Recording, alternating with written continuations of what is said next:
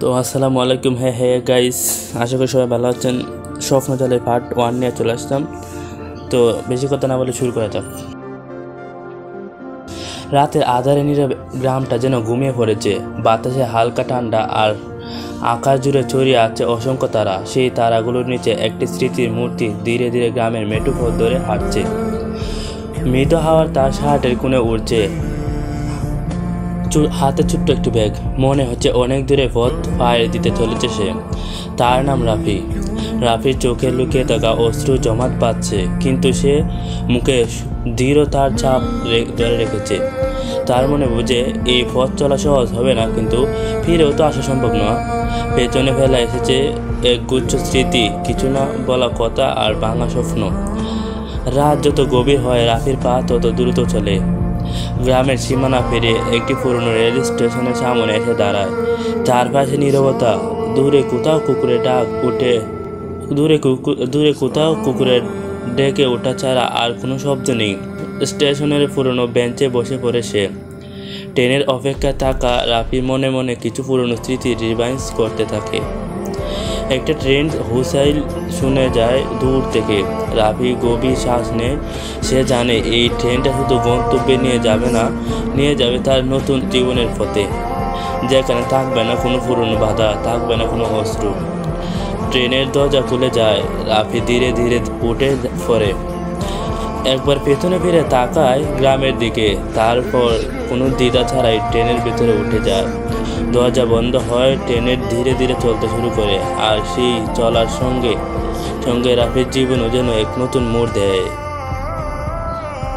ট্রেনের জানালা দিয়ে হু হু করে বাতাস ঢুকছে। রাফি হেলান দিয়ে বসে আছে সিটে। গভীর রাত, ট্রেনের লাইটগুলো নিভু নিভু করে জ্বলছে। বাইরে অন্ধকার, মাঝে মাঝে আলো ঝলকে দিয়ে মিলিয়ে যাচ্ছে। রাফি জানালা দিয়ে বাইরে তাকিয়ে আছে, কিন্তু তার চোখে বাজছে সেই পুরনো স্মৃতিগুলো। ফ্ল্যাশব্যাক। রাফি ছোটবেলা কেটেছে আজপুরা গায়ের একটি ছোট্ট গ্রামে। গ্রামের নাম দাসপাড়া, যেখানে সব কিছু ছিল সরল, কিন্তু জীবন ছিল কঠিন। তাদের পরিবারটা খুব বড় না, মা বাবা আর দুই ভাই। বাবা একজন কৃষক, মা ঘরের কাজ করেন। সংসার চালাতে তাদের রীতিমতো হিমশিম খেতে হয়। তবু সুখ ছিল তা ছোট ছোট জিনিসে। একসঙ্গে ভাত খাওয়া, সন্ধ্যায় মায়ের হাতে ভাজা মুড়ি খাওয়া, রাতের আকাশের নিচে ভাইয়ের সঙ্গে খেলাধুলা। রাফি ছোটবেলা থেকে একটু ভিন্ন স্বভাবের ছিল, অন্যদের মতো না। ওর চোখ সবসময় একটা স্বপ্ন লুকিয়ে থাকতো। সে জানতো এই ছোট্ট গ্রামটা তার স্বপ্নের জন্য খুবই ছোট, কিন্তু তখনও সে জানতো না কিভাবে সেই স্বপ্নকে বাস্তবে করতে হয়। রাফি গ্রামের স্কুলে পড়াশোনা করত। ক্লাসের সবাই তাকে ভালোবাসত। শিক্ষকরা তার মেধা প্রশংসা করত, বিশেষ করে ইংরেজি আর গণিত তার অসাধারণ দক্ষতা ছিল। কিন্তু সমস্যা একটাই, পরিবারের অর্থনৈতিক অবস্থা খুব দুর্বল ছিল। বই কেনা, পরীক্ষার ফি দেওয়া, এসব করতে তার বাবা মাকে অনেক কষ্ট করতে হতো। তবু রাফি হাল ছাড়েনি। সে জানতো এই পড়াশোনায় তাকে তার স্বপ্নের পথে নিয়ে যাবে। প্রতিদিন স্কুল থেকে ফিরে মায়ের কাজে সাহায্য করত, কখনো খেতে বাবার পাশে দাঁড়াতো। কিন্তু রাতে তার পড়ার টেবিলে বসলে সমস্ত কষ্ট যেন দূর হয়ে যেত।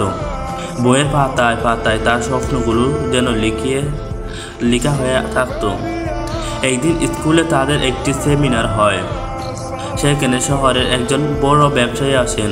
তিনি নিজেও এক সময় এই গ্রামেরই ছেলে ছিলেন।